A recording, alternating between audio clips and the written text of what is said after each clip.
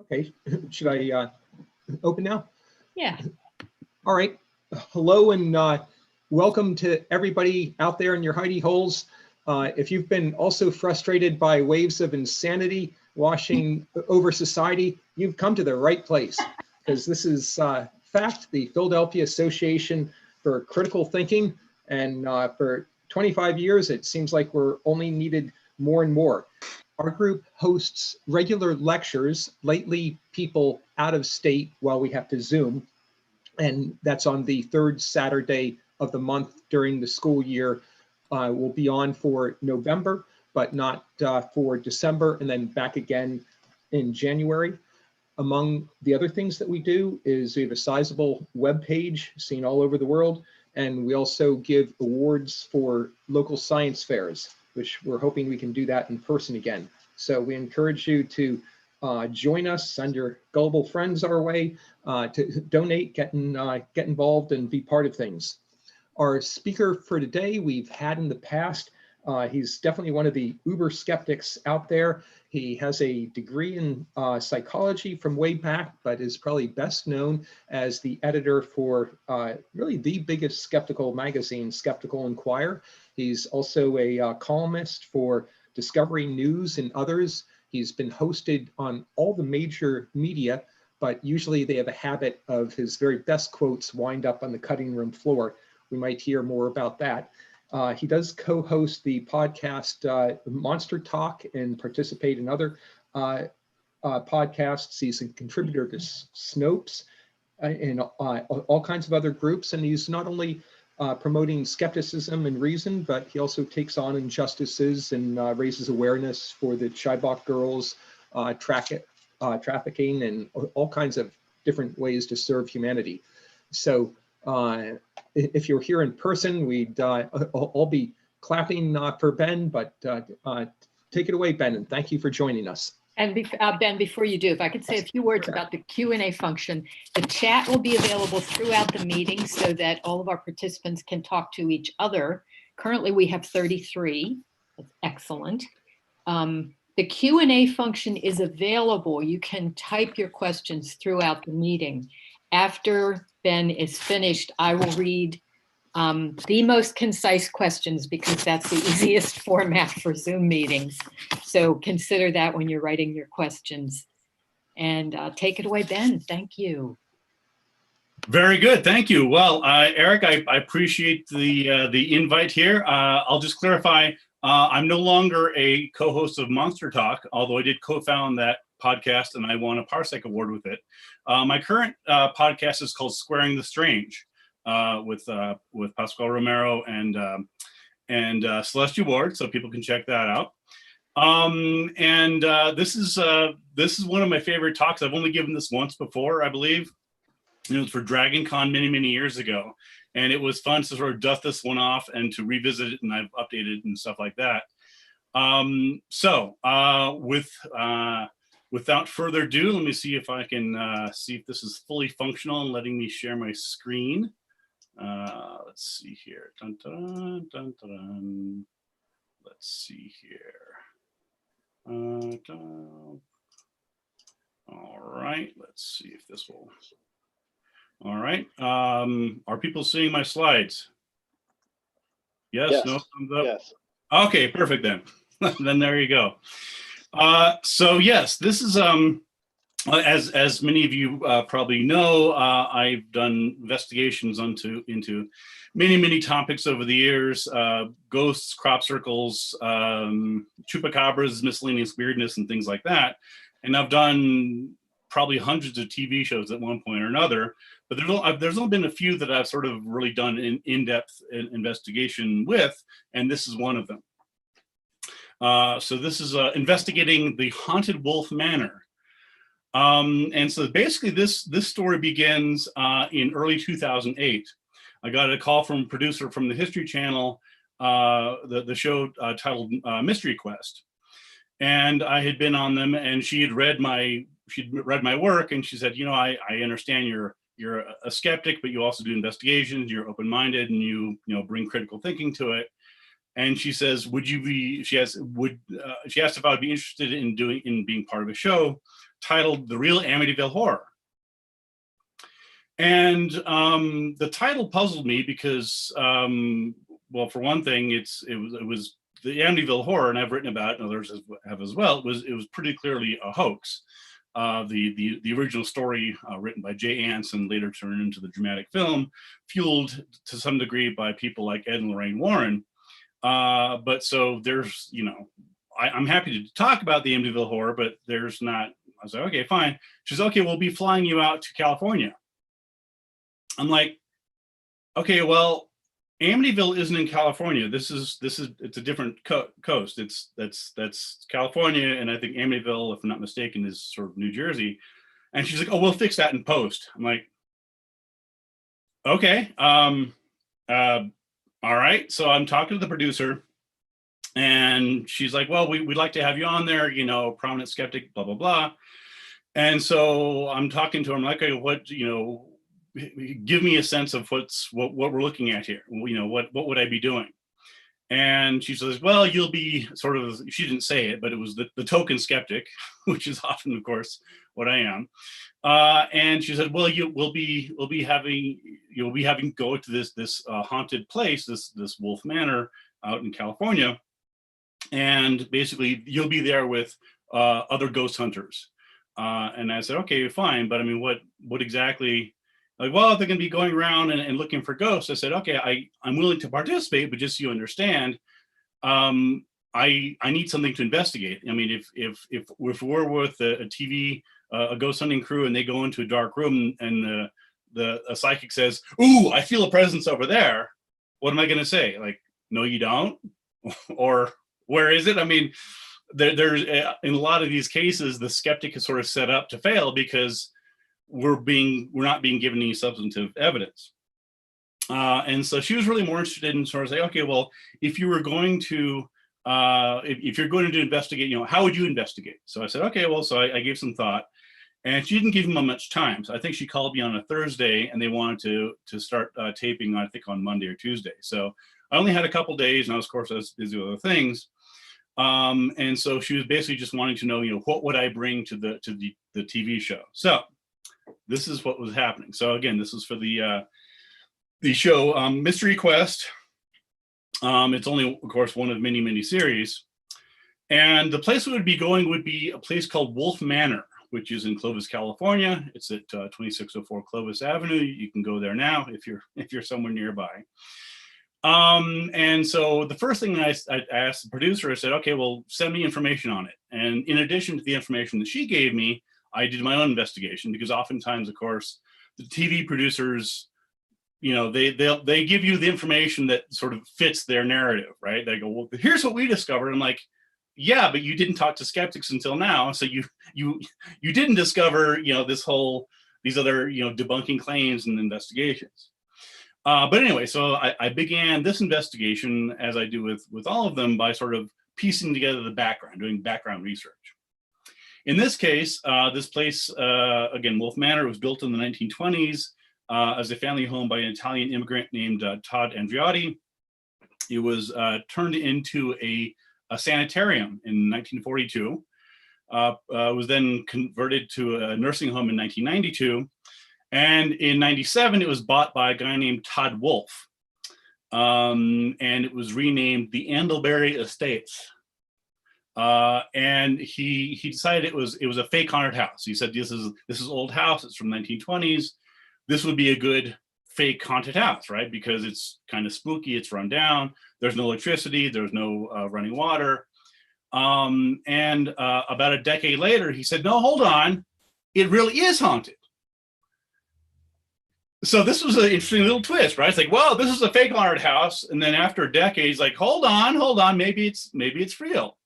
So at that point, it became Wolf Manor, and it was advertised and touted as a real haunted house. Now, it's probably not a coincidence that this was right around the same time when the TV shows Ghost Hunters, Ghost Adventures, and those other ones were proliferating. And so there was a sort of financial incentive to have a real haunted house, right? More people will go to a real haunted house than a fake haunted house. And sure enough, the following year, the TAPS Ghost Hunters crew went out there and taped an episode there. So this is what the house looks like. The image on the back is from the background. As I mentioned, there's no running water. This side of the building isn't quite as scary with the porta potties. It's just not something you often see in horror films, like, oh, the porta potty. There's Todd Wolfe there in front of his house doing what we call the hero shot, which is, of course, where you have in the beginning of the TV show, you have the dashing, investigators and this and that. So there's him taping that. And here was the conclusion of my hero shot. This is a frame from the episode. This episode did air, by the way, and I'll be showing. I'll be giving you a link to it in case you want to see it. If you do watch the show, you'll find that there's a lot that I'm talking about that didn't make the show, didn't make the air. You may be able to guess why. Well, we'll get to that in a minute.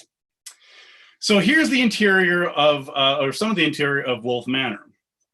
As I mentioned, it's an old house built in the 1920s. A lot of the stuff is left over from when it was a fake haunted house. So for example, there on the top left, you see paint, of course, supposed to be blood. You see fake cobwebs there, and so on.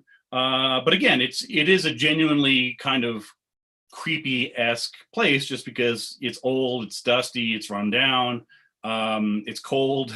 It's like any place of that age, certainly, where there's no electricity, running water. It's kind of creepy, just because, not necessarily because there's spirits around, but because in our everyday lives, we are used to electricity and lighting places and this and that. And so the mere fact that this place was run down in that state of decrepitude, of course, lended itself to having people see and think about ghosts. So again, I only had a couple days, basically a weekend, to try and gather as much information as I could before I flew out to California, to LA, Santa Monica, I think, and tape the show. So I sort of had to scramble to get as much as I could to turn it into investigation that I could do something with. I didn't just want to do a TV show just to be on TV. I wanted to do a TV show and have some element of investigation that I could bring to it. Otherwise, it's kind of a waste of my time. So one of the first things I did was do a fair amount of research into what did ghost hunters and psychics say about Wolfe Manor and Andelbury Estates. So one of the first things they came up with was a psychic report by a woman named Virginia Marco on 4/12/2003. And I combed through this and maybe probably 8 or 10 others, just to sort of get a sense of what are the claims about the case. What are people saying happens there? Are there any photographs? There are videos, just try to get a sense of the outlines of the ghost claims there. So this is from her report, and I'll just sort of go through a couple of these. I saw a male ghost in the living room. He does not speak. He observes and follows us around. On one small table, George, I think one of the co-investigators, saw a picture with a man and a woman in their 60s. George said, "Virginia, look at this picture. Who do you think they were?" That was the male ghost in the living room. So here she's assuming that a ghost that she'd seen in the living room was depicted in that photograph. Could be. I mean, I don't know, but it's not necessarily the case. In the kitchen, I saw 3 ghosts: Bertha, Paul, and the last one could not speak.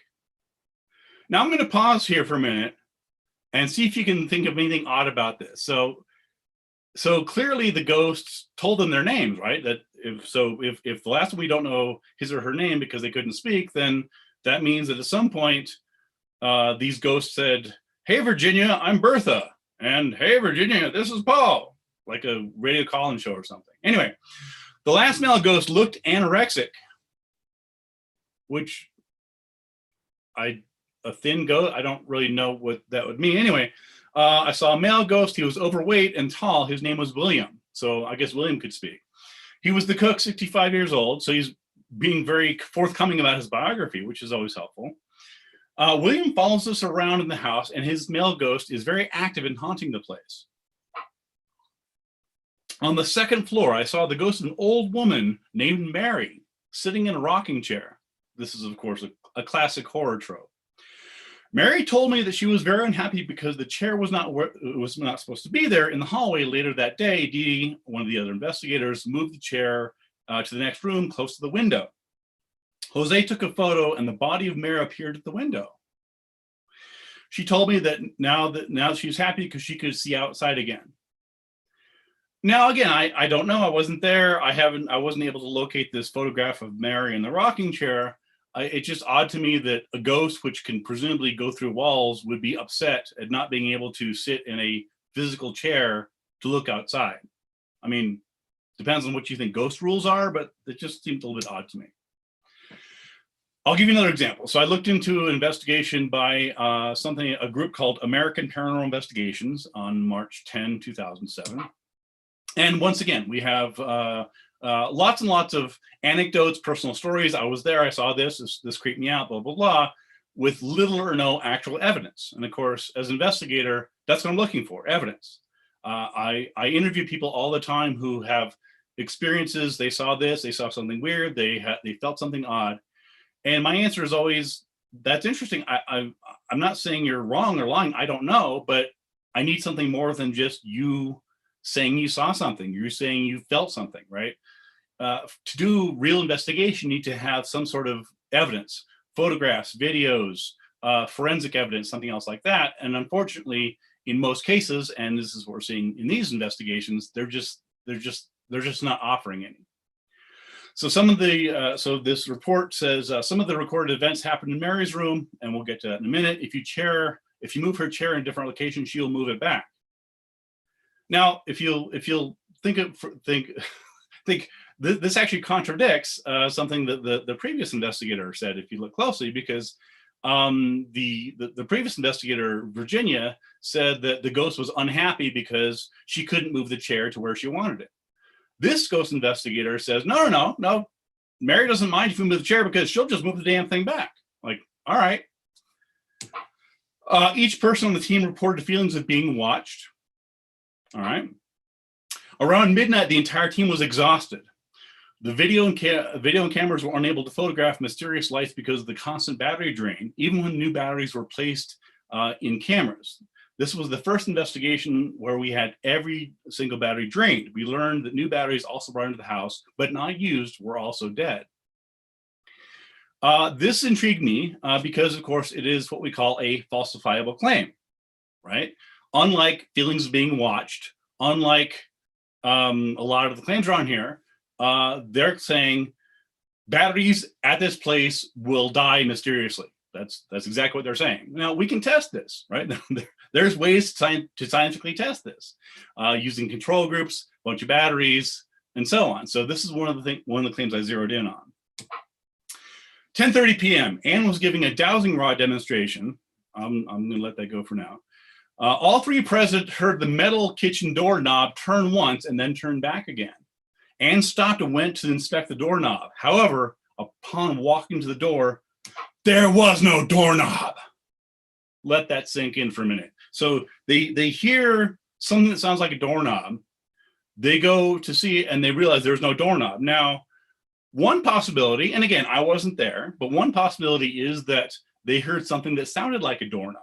So it was some sort of rustling, whatever else. And that might explain why there was no doorknob there, is because they didn't hear a doorknob. They heard something that somebody thought was a doorknob.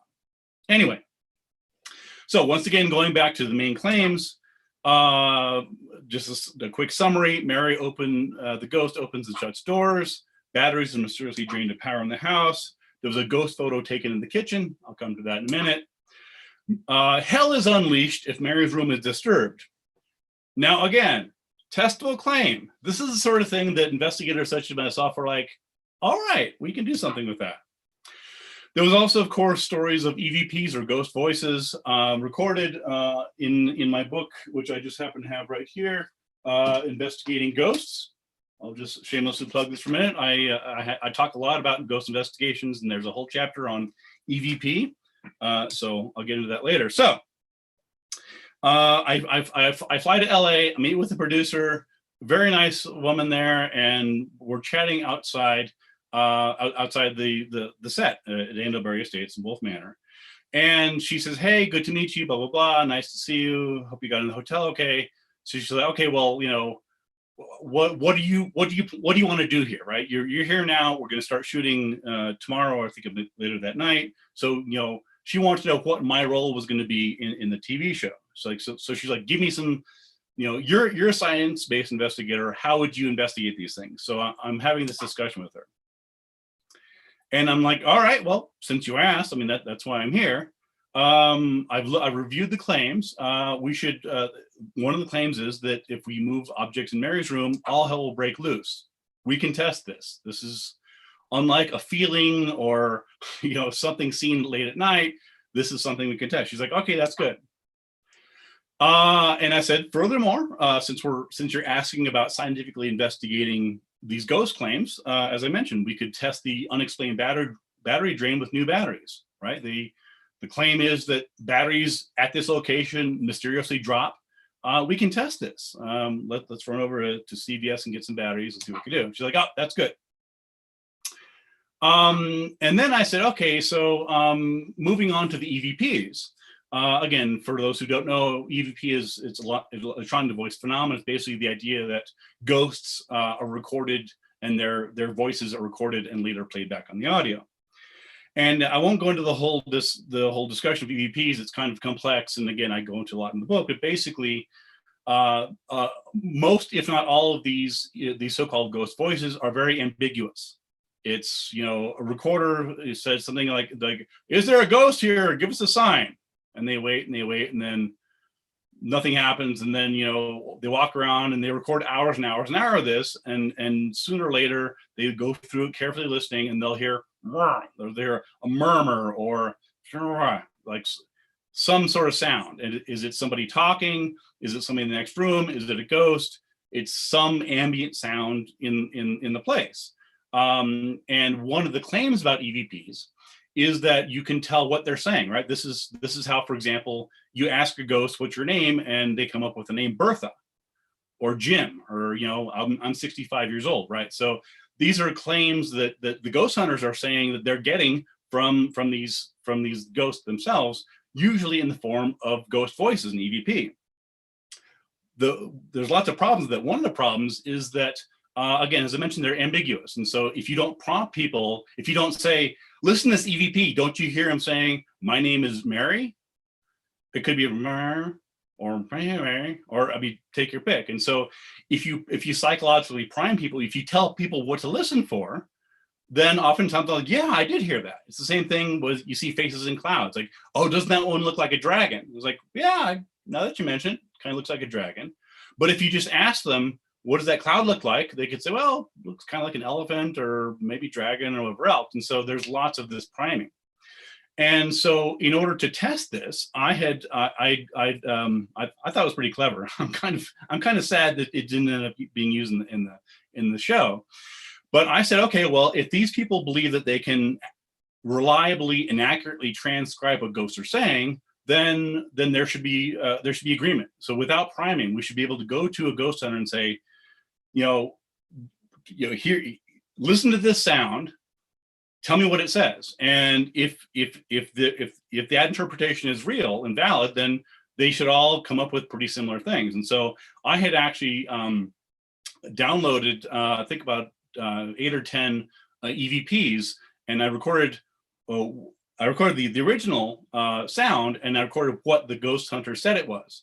And so my idea of an experiment would be to ask these ghost hunters on camera, okay, tell us what you think this is. Just, give us, this is allegedly a ghost voice. What is it saying? Fair question. And, just divide them up. Don't, put them in different rooms, whatever else, and just get their interpretations. And if we did that, I was suspecting that the interpretations would be all over the place. They wouldn't be 90% saying, well, clearly you're saying, I'm 65 years old and I'm a cook. It's like, book, whatever. So I explained this quasi experiment to the producer, and she's like, oh, that's kind of clever. I see where you're bringing science to it. She says, well, there's a problem. I'm like, well, what's that? She's like, well, we don't want to make them look stupid. So at this point, I'm getting a clearer idea of the tensions between what a TV producer wants and what I as an investigator want to do. Our goals are not necessarily aligned. And I'd done TV before. This wasn't the first time, but it was one of the clearest times when I explicitly had a TV producer saying, well, that's a good idea. I can see where you're going with that. And if you do that, that will cause a problem for me as a producer. And the reason, of course, is that the producer is in charge of making sure that the production runs smoothly and nobody on the team looks bad, right? We're all guests on the show. We're all co-hosts, whatever it is. And so if I did something that made one of the other cast members look stupid or not knowing what they're doing, that makes not only them look bad, that makes the producer look bad, because their boss will say, why are they on the show? They're not looking bad. It makes us look like we don't know what we're doing. Why are we having these people on? So I was like, okay, I'm getting a sense of where we're going with this. So again, I was not the only investigator there. I was the only skeptic there. Although, of course, if you talk to them, often they're like, well, I'm a skeptic, and then you sort of like, I'm a skeptic, and look at my ghost photos. But again, I was not the only investigator there. So here's who else was in the cast. So there was Demonologist Dave Considine and his Boo crew. This is them, and I'm not making fun of them. They're actually nice people. I enjoyed meeting them. The phrase "Boo Crew" came from the crew of the show, so they just called them Dave and the Boo Crew. So I just took that tag, and they seem to be fine with it. This is them in the parking lot, and this is how they looked on their title card in the MysteryQuest show. So these again, they're sort of demonologist ghost hunters. I could be wrong if I'm not mistaken, but I think Dave Considine is either related to or worked with the Warrens and Lorraine Warren. I could be wrong on that. It's been a long time, but I think there was some connection there. Maybe studied it under or something. In any event, that's sort of where they bring their approach to it. And like a lot of TV ghost hunters, they bring lots of gear, like lots and lots of gear. As you can see here, so I'm actually having this conversation with the producer outside, and Dave shows up, and all of them are just bringing in these huge plastic cases with all this gear, like cameras and video and cables, and they're just like super proud of it, like all this gear and stuff, and they're setting stuff up, and it's just this big whole, it's like putting on a Pink Floyd show or something, and they're just bringing all this stuff in, and I'm like, well, good for you. I mean, I'm not helping you carry it. I'll watch you guys do it. So anyway, so they set up this stuff in Wolf Manor. It was actually a bit difficult because, as I mentioned, there was no electricity on the lot, so they actually had generators out back that they had to run the cords to. And they set up cameras all over the place, as you can see. And there's at least 4 cameras. I think there's actually more, but those are the ones in this shot. So oftentimes, of course, in the bottom left there, you see one of the guys. And so it's always funny to me where if you watch these TV shows, it looks like there's like one guy out there, like, by himself, looking for ghosts, or what was that?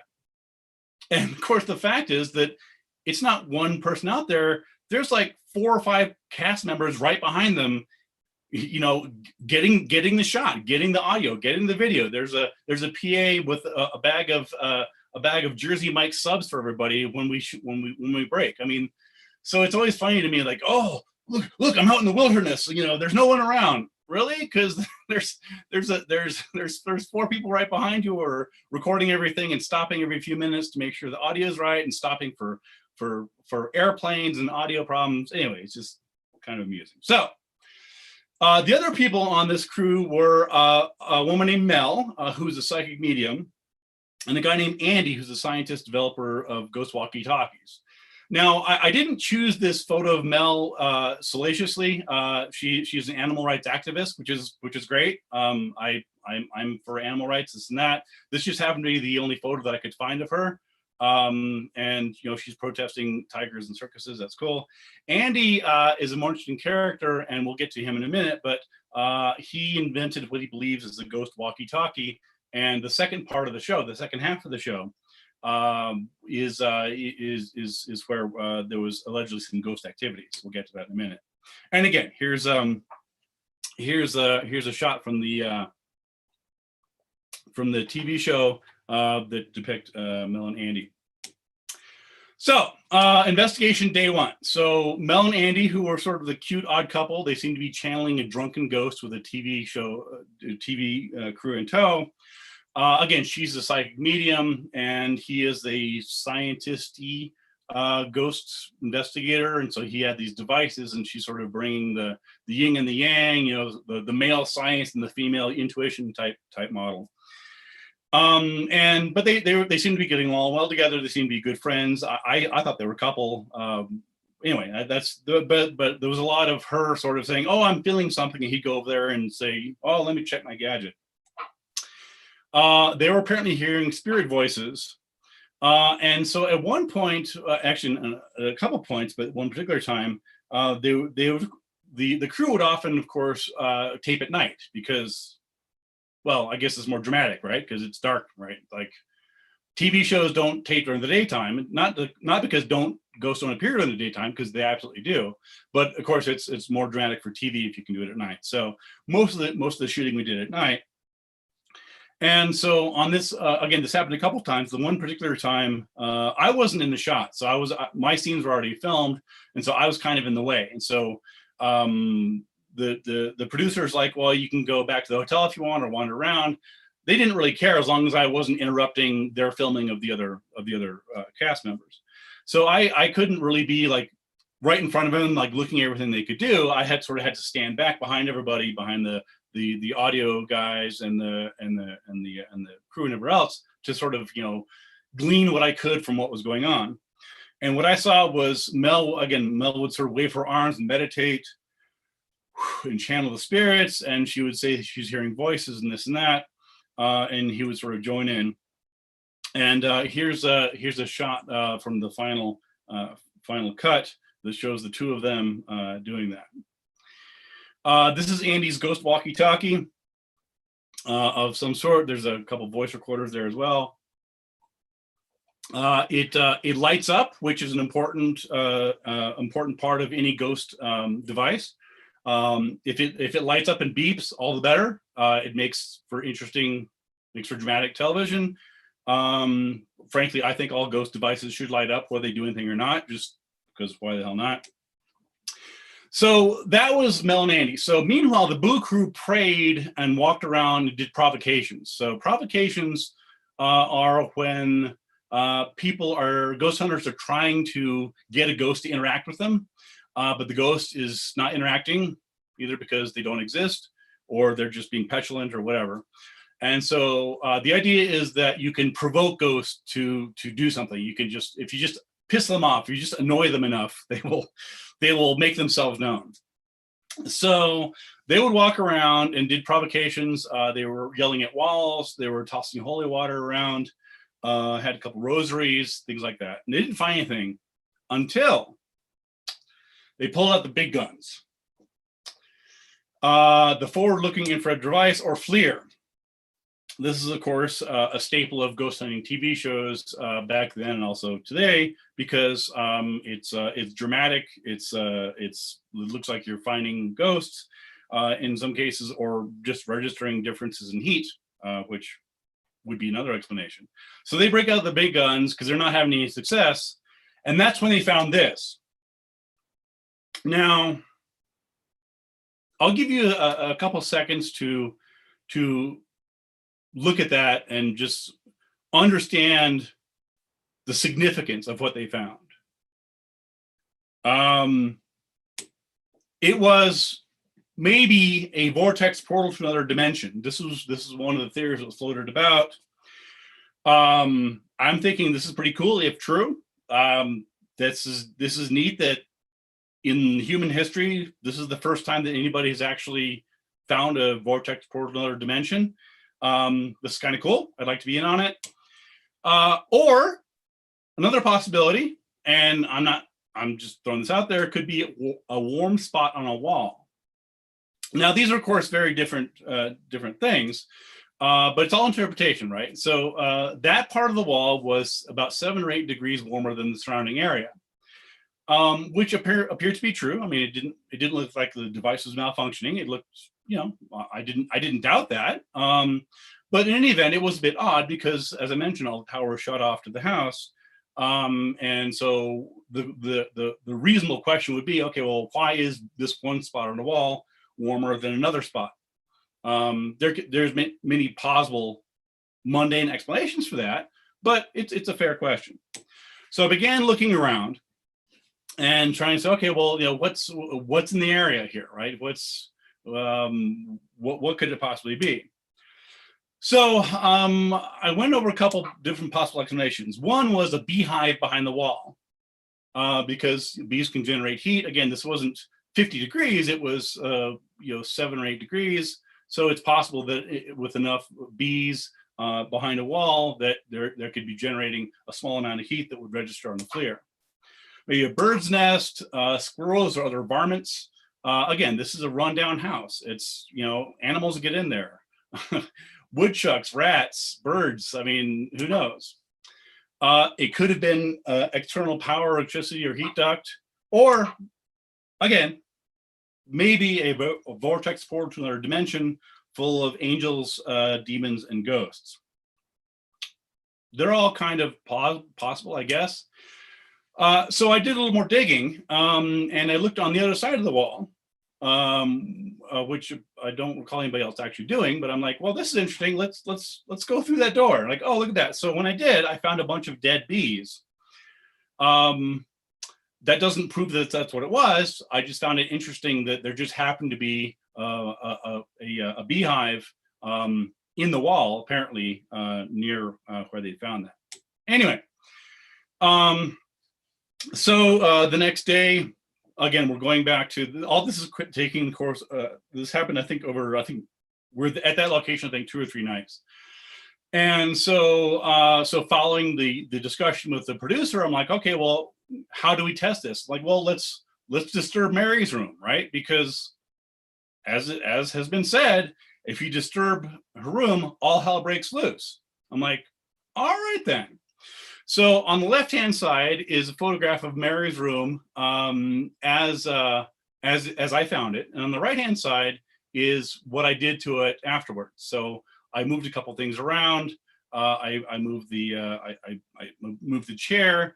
I moved the frame photographs, which might certainly piss off a ghost. I don't know. I rustled the pillow a little bit. I basically did everything I could to mess with the room. That stains on the sheet is not me. I don't know what that was. Don't really want to know. Anyway, so that's what I did.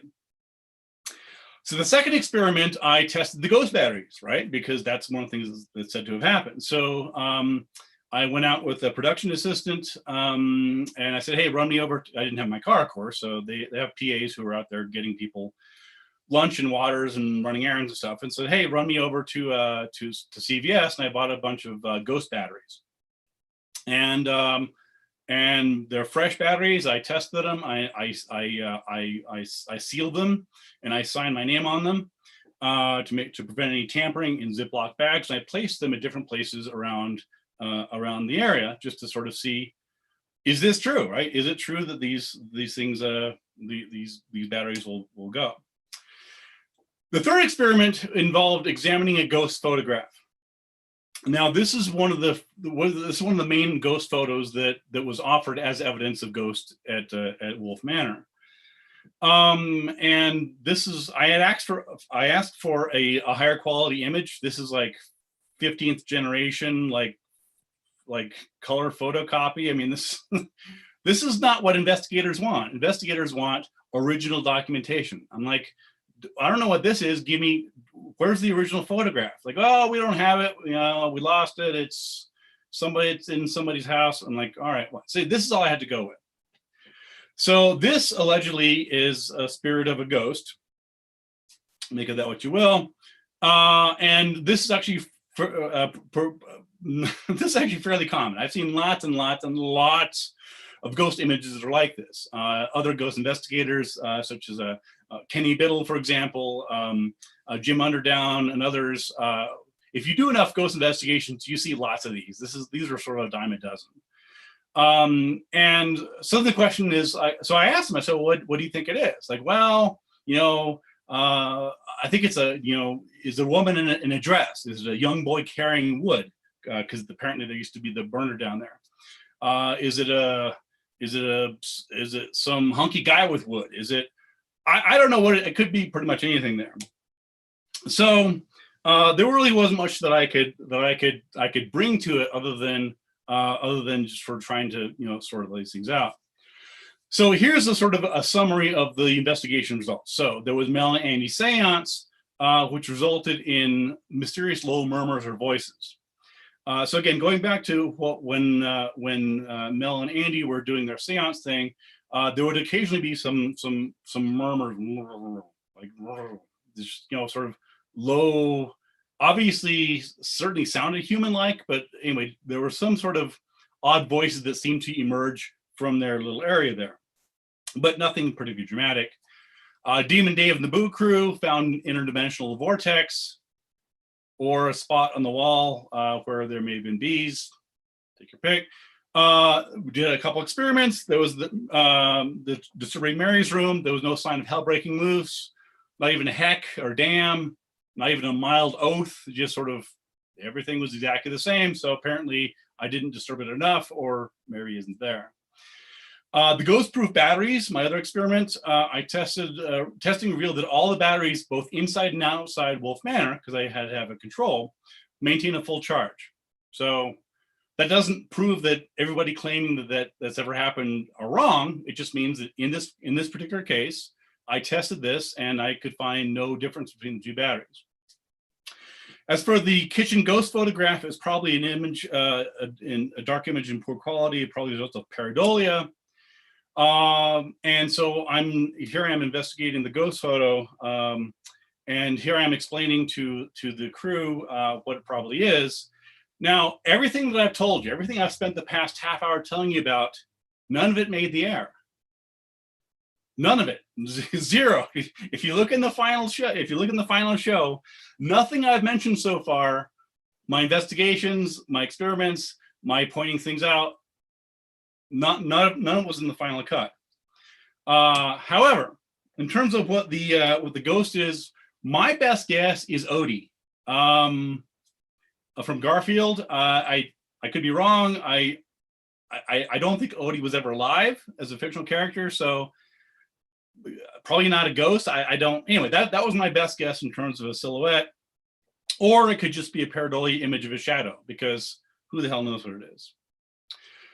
So hold on here, right? So we let's go back for a second to the spirit voices that contacted Mel and Andy, all right? Because this was sort of the highlight marquee evidence, right? This did make the final cut. So what about that? Because if you watch the show, and you can see, you can probably find it on YouTube or Hulu or wherever else, you'll see that they show this, and they're on the right-hand side of the screen are these voices, or what seems to be voices, spirits contacting them. And it's recorded. It's apparently some sort of sound. I mean, there's something there. So I didn't know what to say about that, because again, I wasn't allowed to get right next to them and test them. Else I sort of had to be 25, 30 feet back and just sort of paying attention as best I could. So I didn't really know what to make of that. It wasn't anything dramatic, but I'm like, all right, whatever. So it was a long night, and we're shooting, because we mostly shot at night. We ended up shooting at midnight or 1 or something. So we all sort of go back to the hotel. And the next morning, over breakfast, I remember very clearly. I was sitting in the dining room area of the motel and the hotel, and I was going over notes in my investigations. I had a little notebook. I was writing down what had happened and all different things I'd seen, things like that. And so I'm going over my notes, and one of the audio techs stops in, and he has a cup of coffee. He sits down with me, and he's having breakfast, and he told me something really interesting. In order to understand what he's talking about, you have to understand how audio setups, how audio is shot. So on a TV shoot, basically there's two different types of microphones. There's the boom mics, which are the sort of big overhead, fuzzy things just off camera in TV shows and things like that. And there's also what are called lavalier or lapel mics. They're sort of smaller mics, about the size of your thumb. That are clipped on lapels and shirts and things like that. And he noticed something really interesting about the Mel and Andy seance. And because again, he's the audio guy. Literally, all the audio being caught at that location is going through his earphones into his equipment. So if there's anybody in the entire world or anybody in the entire room who would be able to know about this, it would be him.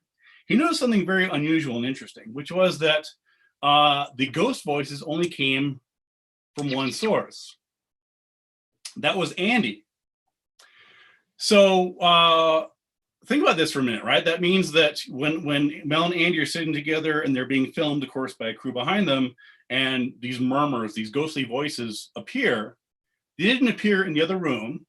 They didn't appear somewhere behind the TV crew. They appeared in front of Mel and Andy, and specifically on Andy's lapel mic, not on Mel's lapel mic. So that was interesting. Now, in the final TV show, the results are deemed inconclusive.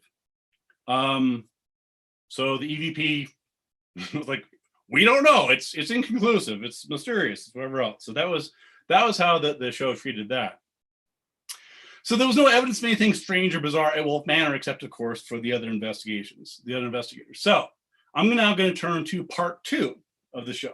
This is the part that I actually was involved in. And I was involved in the whole thing. This is the part that actually made the final cut. So after shooting for, I think, 2-3 days at Wolf Manor, the crew went over to Carson, California, and the warehouse where Andy has his stuff. And in Andy's office, supposedly a video camera captured ghostly activity. There's a haunted chair. Now, I tried this before, just before I set up, and I was not able to activate the YouTube link. But anyway, that's a screen image of it.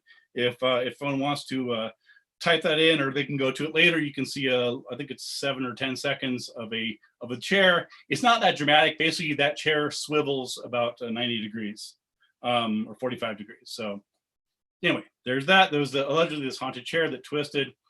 And there was also a wall that fell down. And once again, you can find a short clip of this on YouTube. And once again, it's not that dramatic. I can describe for you what happens. That wall falls over. That's the extent of it. So at this point, the producers decided that they'd already spent money having me come out there and do all this stuff. They're like, well, we might as well use Radford for something. So I reviewed the audio video with Andy. I examined the wall and mounting. I started with the wall first. It's like, why did this? And it's just one of those cubicle walls. It's like the sort of thing you see in Office Space or wherever else. It's one of those sort of flimsy, not flimsy, but I mean, not wood or stone or anything like that. The wall and mounting. Was it a wall of mystery? Was it a wall of ghostliness? Was it a wall of voodoo?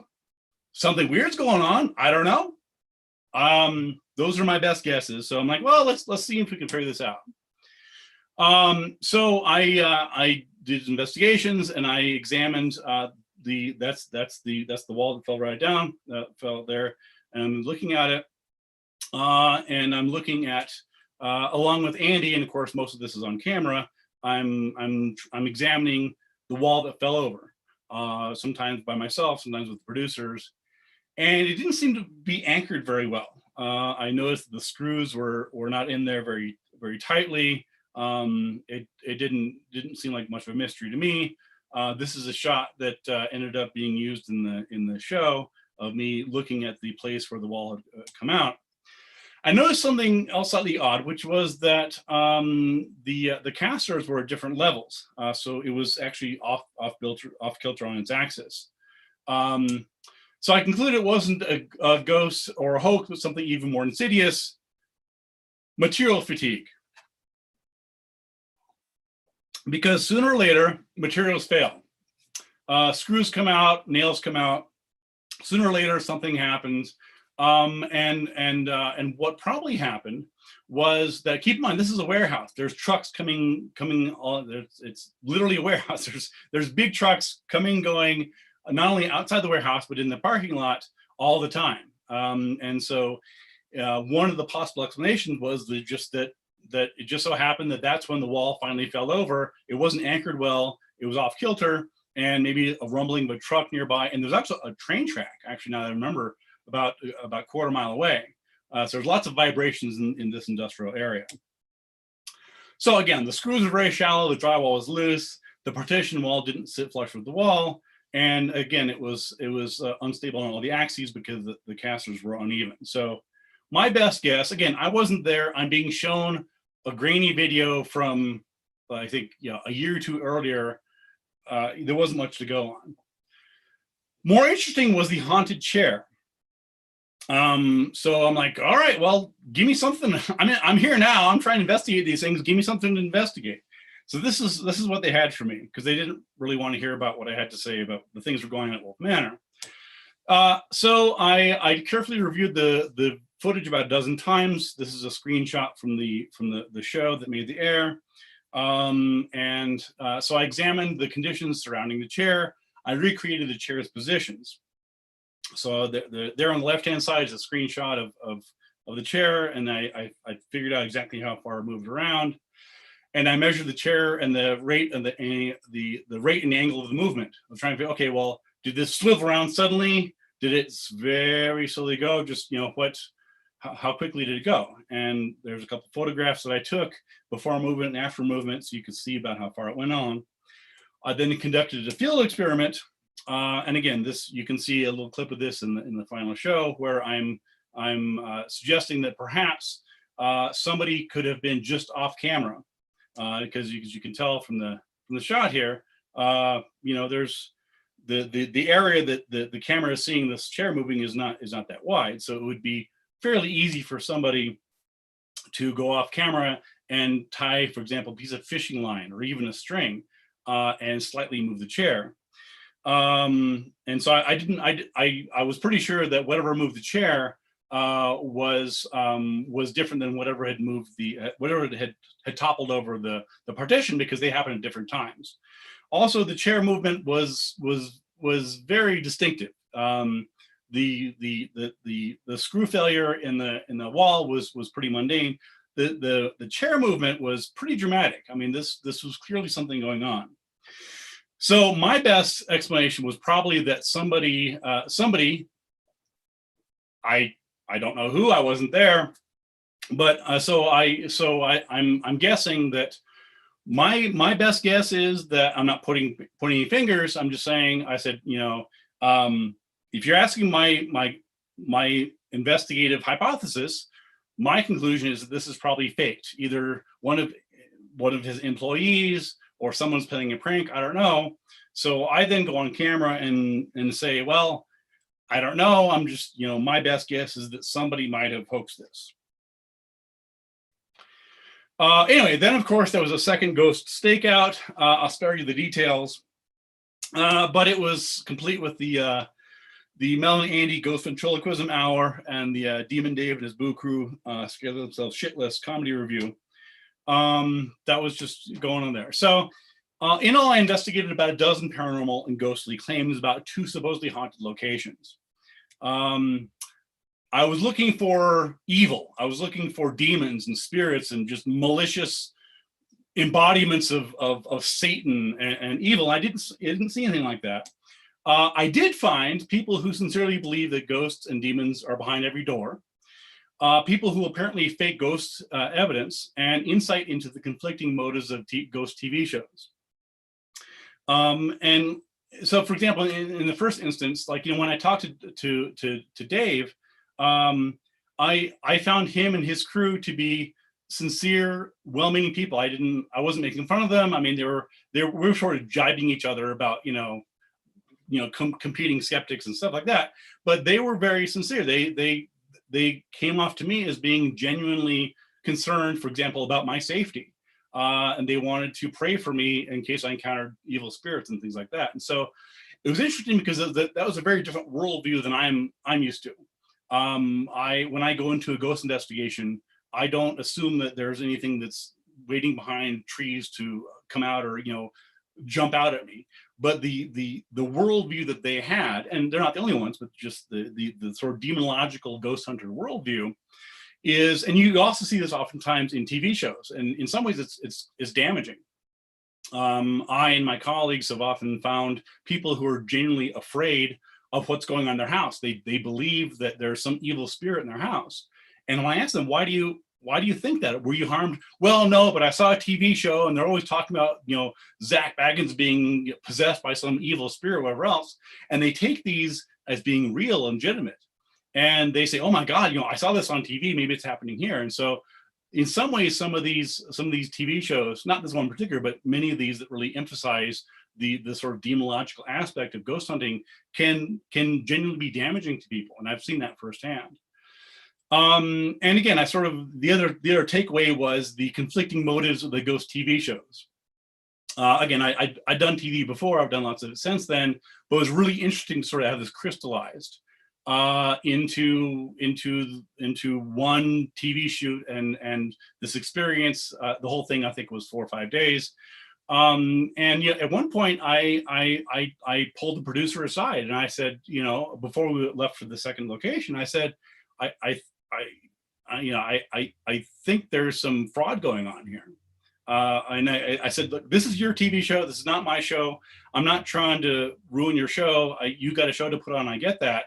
I'm just doing my due diligence. If I see something that I think is fraudulent or unethical or wrong, I'm going to tell you about it. That's part of my job. It's not my job to raise a ruckus and scream and yell. I'm just letting you know. And I said, if you don't believe me, talk to your audio guy. He's the one that told me. So if you think I'm just being the mean, nasty skeptic, talk to your audio guy. He'll tell you all about it and he'll lay it out for you. And her reaction was like, that's interesting. I'll keep that in mind.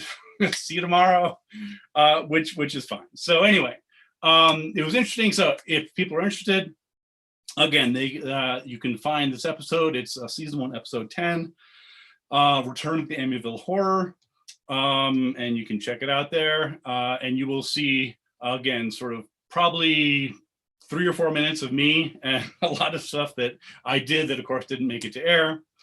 If people are interested in more of my investigations and research, they can find me in a couple places. There's my most recent book, Investigating Ghosts, The Scientific Search for Spirits, which recently won a book award, I'm pleased to say. There's also Mysterious New Mexico, my book, Scientific Paranormal Investigation, How to Solve Unexplained Mysteries. And of course, as I mentioned, you can also find me on Squaring the Strange podcast, where every couple weeks we put out podcast show examining unusual things from all over the place. So that being said, there you go. That was hilarious and excellent, Ben. Thank you. Can you hear me? Yes. Okay, good. All right, first question. What do you think the producer was expecting of you when you went out there? I mean, she pretty much stiff-armed you as soon as you tried to do what you thought your job was. Right, yeah. So in terms of what the producer thought, I've become a lot more sympathetic to TV producers and TV crews, just having worked with them a lot, many of them over the years. In some cases, I've become somewhat less sympathetic. Brian Dunning, for example, has an upcoming film called Science Friction, in which he examines cases where experts, such as myself, just for example, have been deceptively edited in shows. Now, to be clear, I wasn't deceptively edited in the show. They didn't mischaracterize me. They left out a lot of stuff that that they could have, but the part that they left in there was a fair representation of what I actually did. So again, it's a case of where, I think the producer's job again, you have to look at it from their point of view. They're just like, I'm trying to put a show together here on this budget. This is what we're trying to do. There's different hierarchies. There's directors, producers, camera people, and they're all trying to put together a show. They're not trying to put together science. They're not trying to put together the truth. They're trying to put together something that the network is going to say, yes, that's good. No, that's not good. And so again, I also came across this a year or two back when I was in Puerto Rico shooting with Josh Gates on his show Destination Unknown. He did a show with me in Chupacabra in Puerto Rico and was investigating that. I was talking to Josh about that. I said, tell me something about the dynamics. He's like, well, he says he tries to make it sexy, make it interesting, and bring some facts to it. But he says at the end of the day, even though he's the star of the show, he's at the end of the day, he has to give it to the network, and either the network says recut this, make it X, Y, or Z, and at the end of the day, he's beholden to have to do that. So again, that's not to absolve anybody of responsibility. It's just pointing out that there's lots of different layers of aims and goals, which sometimes conflict, sometimes don't. Usually when I do TV shows, I try to make them align with what I want to do. So for example, I did a show called Is It Real with Joe Nick and others on I think it's National Geographic Channel. And so we went up to Lake Okanagan in British Columbia, investigated the Ogopogo lake monster. And so it was cool because I get to go on National Geographic's dime to go spend a week in Lake Okanagan looking for a lake monster. I ended up writing a book chapter about it and we're out. So I'm like, yeah, let's do this, right? Let's but if I'm going to do it, I want to bring some science to it. I want to bring some skepticism to it. I want to bring some critical thinking to it. And, I've told producers, because I get calls from producers a couple times a year, every 3 or 4 months, and they want me to do a show or whatever. I'm like, look, the novelty of being on TV wore off a long time ago. It's like, I'm not clamoring to be on your show. I don't care. It's like, if I will do your show, if I have faith that you're going to try and bring some skepticism to it, try and bring some actual facts. I mean, it's fine to sizzle drama, oh my God, this is crazy, this is weird. That's all well and good, but don't leave out the other part where me or another skeptic says, yeah, this is crazy, but here's another possible alternative explanation. Gotcha. Well, with that in mind, what productions have you been involved with where they were open to a skeptical scientific approach? Well, that's as I mentioned, probably one of the best examples was the Is It Real series, which it's been, I think that was 2005 or something. So it's been off the air for a while, but it was a good, well done series. I mean, I'm proud of my work on that. I was on, I think, 3 or 4 episodes. Many of my colleagues have been on there as well. And so there's that. And again, it really depends on the production company, because these are subcontracted out. So so you'll get a call from some no name or sometimes no name production company in New Jersey or Vancouver or wherever else, and they're sort of subcontracted out to shoot a show for I don't know, $50,000 and bringing it at 48 minutes or something. And so you're not, none of us experts in my case are talking to the top brass at the networks, right? We're talking to people who, again, for the most part, they're good people, they're sincere people, they're trying to put together a show. Oftentimes they're astonished that people take their show seriously. I mean, no, seriously, I've talked to dozens of producers and camera people, and I'm like, yeah, I saw your show, and he's like, yeah, this is entertainment. This is not a documentary, folks. These are shows. They're cut together. Oftentimes the crews themselves are far more skeptical than anybody else, because they've done this. They're like, yeah, I shot 2 or 3 TV series, blah blah blah. So that's the irony here, is that oftentimes the producers and cast are far more skeptical than anybody else on the show. They're shooting these experts, these ghost hunters, as if they believe every word of it. And they're like, this is bullshit. We all know this is bullshit. I'm not 10. but their job is to make something interesting on TV, and that's what they sometimes do. Yeah, and part of their job is to keep their job. Yeah. So I have two questions that kind of overlap a little bit, and I'm going to paraphrase. In your experience, what is your best analysis for why people say they see ghosts? And then we got another somewhat similar question. Can you comment on the cyclical nature of paranormal belief? So. Sure. Well, in terms of ghost experiences, and again, I talk a lot about in my book, Investigating Ghosts, in terms of why people see them for different reasons.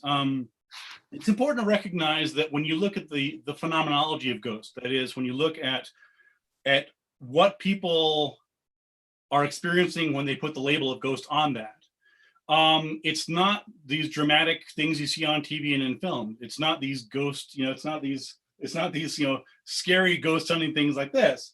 People, in most people's experiences, a ghost is, certainly a familiar ghost is like, people tell me, I grew up in a household with ghosts. I'm not afraid of ghosts. I grew up in Santa Fe, or I grew up wherever else, and there was a ghost in our house, and it wasn't scary, it wasn't terrifying. It was we called her Maria, or we called her whatever else, and she would sometimes play tricks on us, so the lights would go out, or she would let us know that we're here, or she would move our toys. And so for some people, ghosts are very comforting and warm, and it's part of a family member looking out for them. So there's this definite gulf or gap between the sort of popular conception of what ghosts are, being scary, clanky, dangerous, demonology type things, and how most people genuinely experience ghosts. So usually the answer is that people experience ghosts because they're coming to it through a particular worldview, right? So they're interpreting otherwise mundane phenomena, a sound, a light, a picture falling off a wall, a weird feeling, missing keys, whatever it is. They're experiencing that, and they're interpreting that as a ghost or something in their house. And sometimes, as I mentioned, that's influenced by TV shows. That's influenced by ghost hunting TV shows that are telling them that there's things all around them. So usually it's subtle things that in another context wouldn't be thought of at all. Like, yeah, the picture fell off the wall. These things happen. The whatever else. But when you prime people, when you psychologically prime people to assume or interpret anything weird going on in a given situation as a ghost, that's when people attach that label and they go with it. In terms of the question about the cyclical nature of the paranormal, there's a couple of aspects to it. One of them is that oftentimes in pop culture specifically, there are pop culture themes that sort of blend into each other. So, for example, in pop culture, you had The Exorcist, like the William Peter Blatty film, novel that was later turned into the William Friedkin film. Of course, smash hit The Exorcist, and then soon thereafter was the Amityville Horror. And so you had this sort of, in pop culture, there was this notion that ghosts and they didn't move the bodies, and poltergeists and so in some ways people take these cues and they apply them to their own lives, and there's lots and lots of TV shows and things like that. And so that's one reason why there's this sort of cyclical nature of it, is that these things sort of they become more salient in the pop culture, and then they sort of cycle back around. And that's certainly the case with ghosts. I mean, the idea of ghost hunting is a relatively new phenomenon. If you look in the 1870s and 1880s, you had the rise of spiritualism, for example. You had ghost groups in London being established, such as the Society for Psychical Research, 1870, 1880. And during these times, that was when people first started thinking you could actually possibly measure ghosts or prove them. And then that sort of faded away. And then in the past, say 20 some years, suddenly you have this resurgence of ghosts and interesting ghosts. And you have all these amateur ghost hunters who are influenced by these TV shows because they sort of democratize ghost hunting, right? It's the idea that, well, these are two plumbers. They don't, if they can do it, anybody can do it. And so we're like, yeah, I guess so. I like ghosts. I can go to Best Buy and get a radio EMF detector or a voice recorder, and I can detect ghosts too. And so there's this democratization of investigation, and it's very appealing to people because they want to feel like they're on the cutting edge of finding evidence for ghosts, and they've been on the cutting edge for decades now. Very interesting. We have a couple comments. Let me find this screen. One person commented that the TV shows are all about money, and yeah, obviously, because that's what pays for everything. Reginald Finley said, I had a ghost hunter appear on my radio program many years ago. He claimed he captured a spirit orb on video. When we reviewed the video, it was obviously a flashlight. No surprise. Yeah, and shout out to Reggie. Reggie's a good friend of mine, great teacher and instructor. And this is what we need in terms of the citizen science. We need skeptics and citizens to sort of be out there doing these sorts of things. Mm-hmm. And it's not at all uncommon. People will come to me, and I mentioned Kenny Biddle. Between the two of us, we get 5 or 6 emails a week from someone sending us some ghost video, like, do you think this could be this, it could be that, and we're like, number one, we don't have the time to do all these. Number two, it's an insect. This is taken near a light, and I have to. And again, I'm not being dismissive. I don't write back and say, "What are you, stupid?" I'm like, I looked at your video. Honestly, it's identical to a dozen or hundreds of other videos I've seen. Here's what it probably is. I don't have time, and I'm not obligated to stop what I'm doing, fly to Houston, stake out your backyard for overnight or a week or however long it takes, and figure this out. So that's not my job. I'm happy to give you my best guess. I'm happy to direct you to my book, Investigating Ghosts, but I can't be everywhere. Yeah, just all that way just to check out a bug. Okay. A couple more comments that I think you were really, really hilarious in this. Loved it. Early on, somebody said the vortex that you talked about 20 minutes ago was a butt print thermal image. And somebody else said, as plausible as anything else. Yes. That's what I thought when I read that. And somebody else said ghost hunting is like wrestling, studio wrestling. So Ben, thank you so much. This was truly excellent. One of the advantages of the lockdown is that we now are getting speakers like you on Zoom, and we wouldn't be able to fly you from New Mexico to Philadelphia. So well, I appreciate it. Thanks for inviting me. This has been fun. Hopefully people enjoyed it. And again, they can contact me. I'm on Facebook. Check out our podcast, Squaring the Strange. And I hope you learned something. And thanks. Yeah, thank you very much. And for everybody, please join us on November 21st. Stuart Weiss. You would know how to pronounce his last name. Weiss, yes, I know Stuart. Weiss, Weiss. Okay, Stuart Weiss, The Psychology of Superstition. It will be excellent. Eric, did you have anything you wanted to say? No, I think you got it. Thank you, everyone, for being here, and I hope you all have a great rest of your day, and we'll hope to see you in November. Yes, thank you. Thank you, Ben. Bye. Bye. Take care, all. Bye-bye.